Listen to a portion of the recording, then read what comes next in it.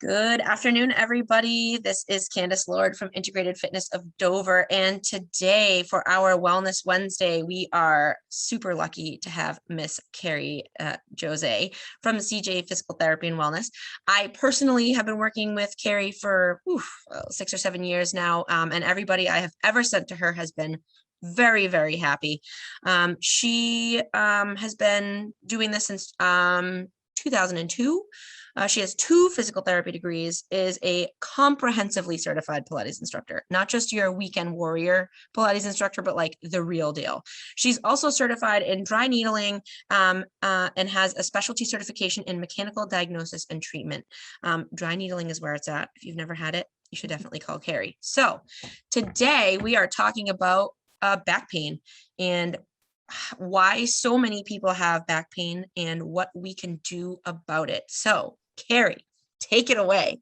All right. Well, thanks, Candace, and hi, everybody. Back pain happens to be a specialty of ours. And it wasn't always that way. So a little bit of a quick background and how I got into this. I've been a physical therapist myself for about 20 years. And if you talk to a lot of physical therapists, at the beginning of your career, when you have a person with back pain walk in, you're like, oh my God, what do I do? Like, back pain's tricky and it's challenging, which is why so many people suffer from it. 4 out of 5 people will have a debilitating episode of back pain at some point in their lives. Definitely starts to get worse and affects you more once you kind of hit 40 and up. And there's some reasons for that, which we will talk about. The good news is they're actually quite preventable, and back pain doesn't have to be as scary or as tricky as you want. But as Candace mentioned, I have a specialty certification in what's called mechanical diagnosis and treatment. It's otherwise known as the McKenzie method.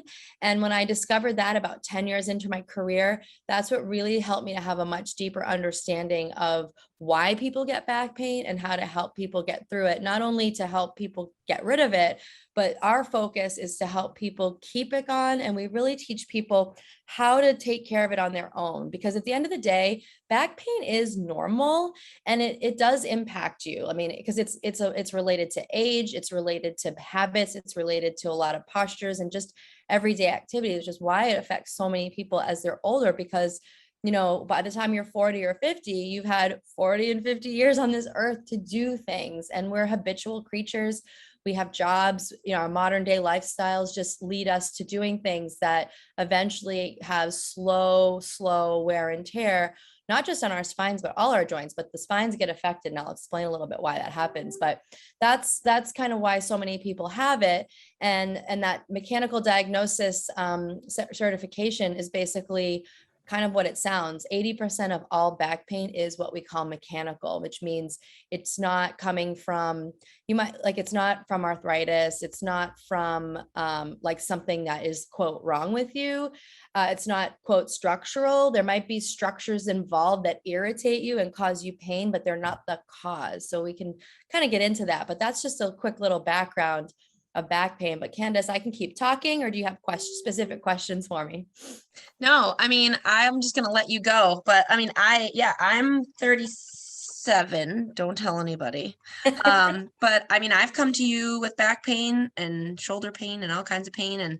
And as a competitive lifter, back pain is the number one thing that I am trying to avoid. And I know like some of the stuff that you've taught me about taking care of myself and what to do before I lift. And if I do feel something, what do I do then? I've been pain-free for years, except for that shoulder thing. But I've been pain-free for years in my back anyway. So everybody listen to Carrie. Yeah, so that's great. So what Candace is talking about is exactly what I mean when I refer to mechanical back pain. So basically what it means is that, so mechanical means it's related to the way you move. What it can happen is, for example, let's take your elbow, okay?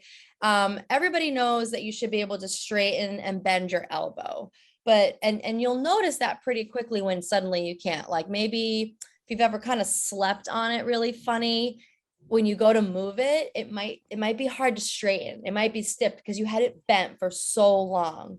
That actually can happen in your spine when you don't move it in all the directions it's supposed to go fully and freely. It starts to get stiff in one direction over the other. The issue with spines, necks and backs, more so backs, because we move our neck a lot more than we move our back. The issue with back pain, with backs, is that we don't notice that we're stiffening up. So when you're going to notice your elbow right away because we move it so often.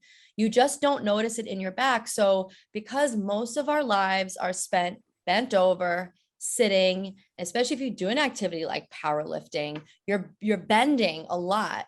And it's that causes the problem. If you, and the average person, by the way, they studied this, the average person bends or flexes forward with their spine 3,000 to 5,000 times a day. Holy jeez. I know. So if you're not reversing that and bending the other way, it catches up to you and then your spine starts to get stiff. So back to the elbow example, if my elbow bends, but I can't straighten it very well, you're going to start to have problems. And that's essentially what mechanical back pain is. Now I'm using that as a quick example. This can happen sort of in any direction, but that's sort of what we look for first. So we have a saying in my office, mobility before stability. We always look at that first because, let's say you have a bulging disc, right? Like I could have a bulging disc and Candace could have a bulging disc. We could both have the exact same thing in our spine. If, Candace, who is moving every single day and doing all the exercises I told her, and she keeps her spine mobile, she can have that bulging disc and it won't even bother her. She won't even know it. She might not even know it's there. In fact, the research has shown, the bulging discs show up in people's MRIs over a certain age, like 60% of the time, but it's very rarely symptomatic. The only time it's symptomatic is when you have back pain and then you go and get your MRI. Of course, it shows up. They're normal age-related changes. But back to my example, Candace, who moves and has good mobility, AKA doesn't have a mechanical back problem, she can have a bulging disc and be fine. It won't bother her. Then if I'm on the other end and I'm sitting all day for 8-10 hours, or I'm just not moving very much, that bulging disc is going to start to bother me because discs, for example, typically, I'm kind of speaking in generalities here, but typically they respond poorly. They don't like that forward bending direction because it's kind of like a little donut where the jelly inside the donut, when you squeeze one end, the jelly pushes out the other side. That's kind of how the disc in your back works.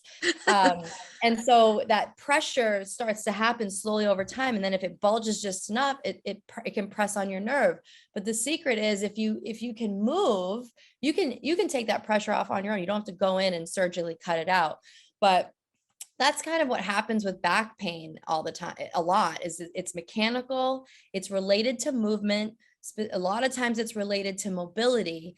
And if you skip over that, you can go in and like cut a disc out or, fuse a joint or use, I know they do lots of things now, lots of different kinds of procedures. You can address the symptoms and address the pain, but it will come back because the habits, the mobility, the things that led you to there haven't been addressed. And that's what I see in my office over and over and over again. People come in all the time. They've had surgery, sometimes 2. They've tried everything and they're like at their wit's end. And when we show them like how simple it can be to actually not only get rid of their pain, but keep it gone, they're shocked, they're amazed. And almost all the time, we're like, why didn't we find you first? I mean, I'm kind of speaking in generalities. There's obviously there's complicated cases out there, but the majority of them are not.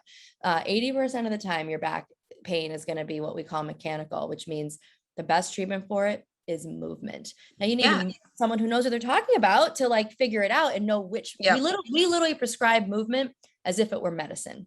It's not, and general movement later on, like go to Candace's gym. Once your back pain is gone and you're trying to take care of it, you need any movement's good because you want to just keep moving. Even if they still have some back pain, coming to someone like us who has trainers that are qualified to handle a patient that has back pain or that has an injury, appropriately and conscientiously.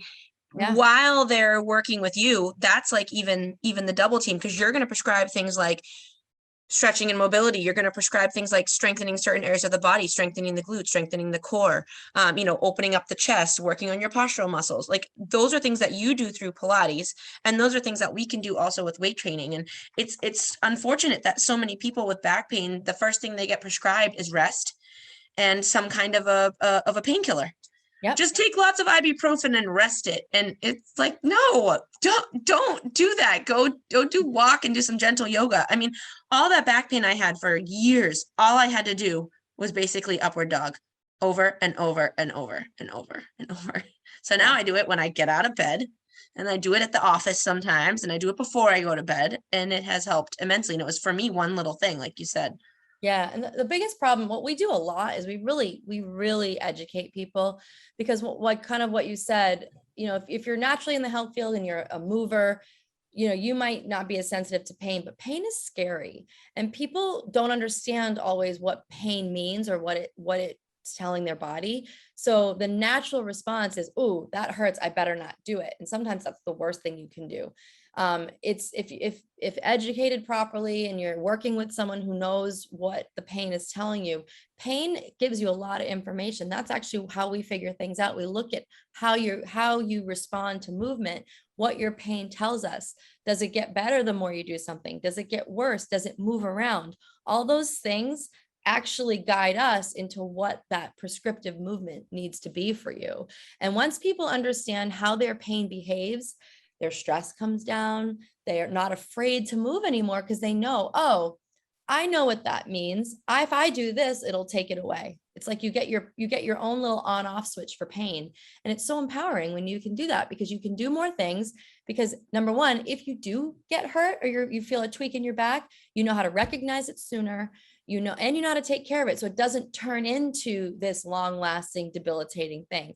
And that's kind of the secret to back pain, really, because anyone that tells you, oh, this will cure your back pain, they're lying to you. It's not true. I mean, back pain, as you get older, joint pain in general is just a part of getting older and life.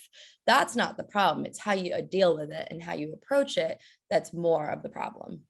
And I think people too, and I am so guilty of this, assume that any kind of pain you have means that there's an injury. It means that if I do this and it hurts, I'm doing damage. I'm doing permanent damage. It's going to get worse. And that's not always the case. For me, sometimes when something hurts, I have to work through it. I have to work differently.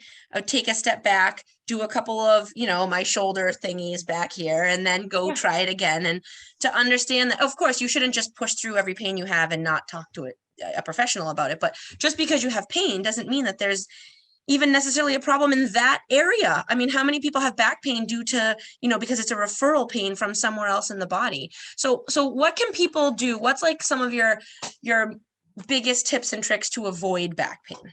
So biggest tips and tricks that I tell everybody. So the key is movement, right? And sitting and too much bending, as we said, 3,000 to 5,000 times a day, the average person bends. If you sit for a living, you're going to be on the higher end of that spectrum. So you need to interrupt your sitting. You need to give your back a break from that force. It's not so much sitting isn't bad. It's when you do too much of it. Like we say, too much of a good thing is never good. You're making me want to stand up right now. Good, you should. We've been talking about. I have a standing desk, the one that comes up and down. I stand sometimes. Right. So number one tip I give everyone is stand up every 30 minutes. Just stand up, like change your position, and then you can sit back down. That single step alone will significantly save your back and help reduce, because it's the accumulation of forces that run into trouble. And then actually, I do have one in here. Another thing I recommend. Foam roller. Well, these guys, we have these in our office, but these are called lumbar rolls. Oh yeah. And, let's see if I can show you here in this little chair, but you just put it right in your back like this. And I mean, you can even like use a sweatshirt or something. Sorry, this is swiveling, but if you put it in your low back, it helps to maintain the natural curve in your spine. So like, what about a chair that has something kind of like a lumbar built in? So that's not quite as much of a curve as I would like to see. So as you can see from the side here, this is a good circumference, and it also has some give to it. And I love these, but you could take, like, I could take this sweatshirt, but I'd have to roll this up. Like I'd be rolling it up, like this to put here. Like if I'm on a plane and I forget my lumbar roll, but you want it thicker than it seems like it's going to be, because once you're sitting, you put pressure. And again, that will help to take, decrease forces and take pressure off your spine. So those are the two things I say all the time. And then, And you do want to, like, if you're not in the stage of like, if you're just kind of stiff and achy, you can probably, if you take those 2 tips and you just start moving and exercising, strengthening. I believe in strength training. I lift weights myself. And I also believe in doing full body exercises like Pilates, and something like Pilates and yoga work the full body through their full range of motions. That's why I like those 2 activities so much. But then you also need to like do functional things like lift things. I believe in both. And then, you know, it's just listening to your body, but strengthening is not the thing that fixes you per se, but it's not, and it shouldn't really harm you either. It should prevent. It should prevent. Yeah. Strengthening, movement, exercise, activity, all those things keep you healthy and make your body resilient, which makes you less, it gives you less of a chance of getting back pain, but it's not like the fix, which people get confused about that. If you're having true back pain, you really need to get it addressed properly. And like I said, 80% of the time, it can be addressed naturally and with movement. You don't need any kind of procedure. You don't even need medication. No. And so many people go directly to their primary care or directly to an orthopedic. And I am like really urging everybody who's listening to go to Carrie first. Go to Carrie first. She is a doctor of physical therapy. She's not just a PT that you go in and they do 20 minutes of ultrasound and then they put a hot towel on you and then they give you a little and then they send you home. It's like so different. And I would highly recommend you know, talking to somebody like Carrie first, not somebody like just call Carrie because she's, you know, and then because I mean, how many times have people come to you for a second opinion or because they were about to get surgery and they didn't actually need surgery? Like, how often does that happen? Oh, all the time, almost always. So there's very, very specific signs and things that we look for that indicate, okay, you need to go to a surgeon, you need surgery. And typically it's what we call progressive neurological deficit. It's very obvious. Now, when you hear neurological, just because you have numbness in your leg or pain down your leg, that's not what I'm talking about. Like things like every now and then it's happened. I've been in this line of work for 20 years and I've seen this happen twice. So that's not common, it's rare. And usually, you know, like maybe you've been in an accident or you did something really bad. Most of the time people just know to go to like the ER and things like that. It's like bowel and bladder, like you can't control your bladder, you can't control your bowels.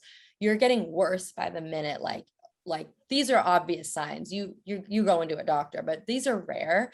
You get into an accident, you could have broken something. That's when you want to go to a doctor because you got to make sure that that's not mechanical, right? That's not mechanical back pain. That's like serious problem. You got to have, that is when you need to get something done. But you know, the example I use a lot is like, okay, if you want Chinese food, you're not going to go to a Mexican restaurant, right? If you want, you know, you go to where the type of thing that you want and what you want specialized in. So if you want surgery, go to a surgeon. You know, if you want an injection, you go to a pain doctor. If you want movement, you come to a movement specialist. It's kind of like that's, you know, and people are just doing what they know how to do. And I'm not knocking doctors by any means, but you got to understand how they're trained and what they're supposed to do. They should, you know, your primary care, for example, should be a gatekeeper, but they should automatically, you know, be sending you to someone like us. But you can also come directly to us. You know, you don't need a referral to go see someone like us. But, you know, that's kind of how I like to explain things. And they're just doing what they're trained to do, but they're not movement experts. They're like, let's keep you alive experts, and like they work with disease and like if I'm sick or I've got something wrong, I'm going to my doctor. But for movement and mechanical things like that, you know, you can go to someone like us. That's all we do. That's what we specialize in. Yeah.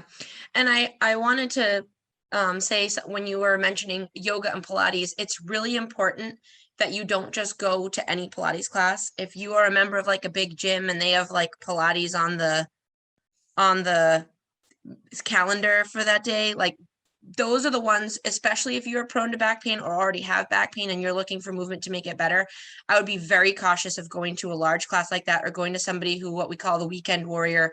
There's tons of quick certifications out there that you can get and you can be an instructor, but they're not mechanically trained and they don't necessarily understand kinesiology like they should and how the parts work together. I'm not a Pilates instructor, but I know how the body works.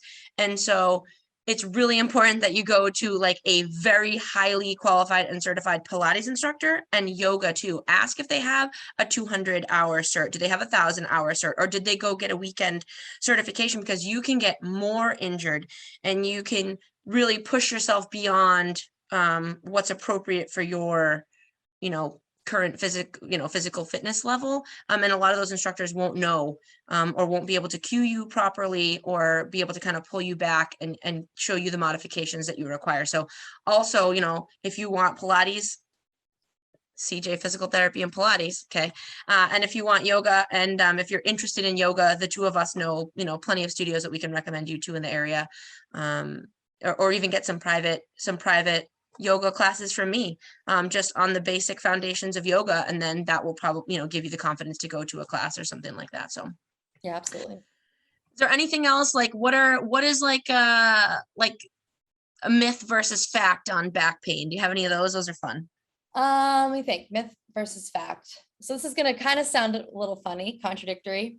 So back to what I was saying about strengthening. Core strengthening fixes your back. Okay, I specialize in both. It's actually not true. Core strengthening helps prevent back pain. Proper core strengthening will allow you to maintain, but it doesn't fix your back. So that's a little bit of a myth. And another one, I'm going to break a lot of rules today. Posture. I just finished talking about posture. Bad posture isn't bad for you. It's bad when you do it all the time, right? A healthy, resilient back. Here's the deal. A healthy, resilient back can tolerate slouching, and you shouldn't have back pain right away. If you can't even do this, you got bigger problems. Now, if I sit like this all the time, I'm going to eventually have a problem. That's how it works. But a healthy, resilient back can tolerate some bad posture. You just run into trouble when you do it all the time. But that's I kind of like literally a dirty little sit secret. up.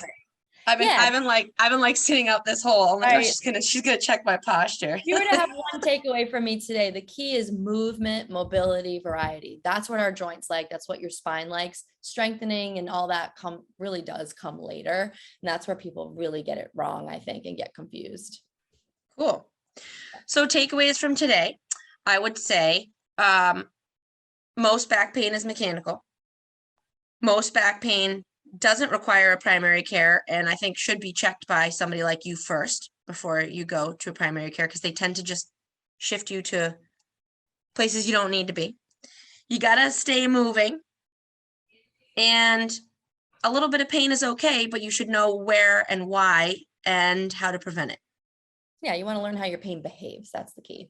Your pain behaves. So for anybody out there with back pain, or that doesn't have back pain but that's concerned about preventing it, all of our weekend athletes and our runners and lifters, if you ever have anything, and not just back pain, all the joints, neck, shoulders, elbows, knees, and toes, CJ Physical Therapy can pretty much fix anything. So I'm a firm believer. So I appreciate everybody for watching today, and we hope that you liked the information that we gave you, and keep an eye out for next month's Wellness Wednesday. Thanks for talking to us, Carrie. Thanks, Candace. Bye, everybody.